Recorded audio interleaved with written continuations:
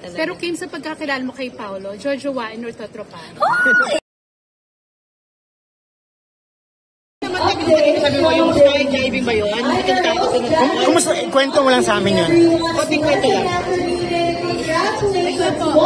Oo na, te. Tama na tayo, bilis naman.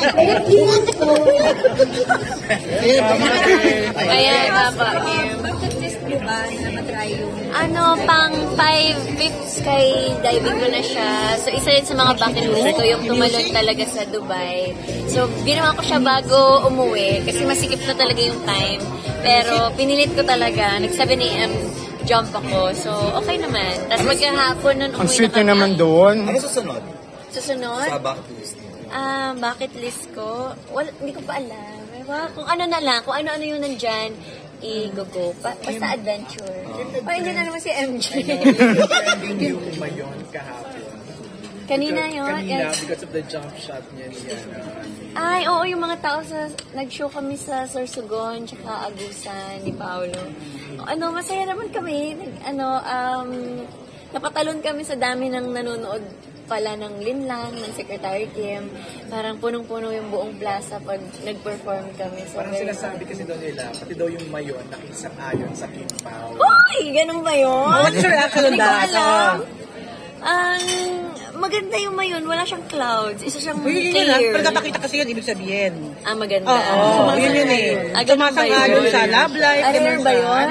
Diyos ko. Ano na reaction about that? Rare? Oo, rare. Oo, totoo. Hindi ko alam. Baka rare. Hindi ko alam. Baka nagkataon lang. Pero ito lang, question lang. Kamusta na kayo ni Pao? Yung friendship nyo, yung okay naman. Ang dami naming ginagawa lately na magkasama. And then, marami din kaming show. So, sobra kaming very happy and overwhelmed sa natatanggap naming love, support. Nakilala mo na ba siya, Kim? In what way? Gano'n naka-GF yung pagkakilala niyo? Yung pagkakilala. Natatawa naman na siya sa akin. Nagkukwento naman na siya. So, parang natagal na rin kaming nagkatrabaho.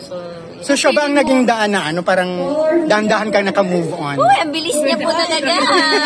Pero since sa career and sa personal life, things are better kasi medyo nag-lighten up na yung yung pinagdaanan mo.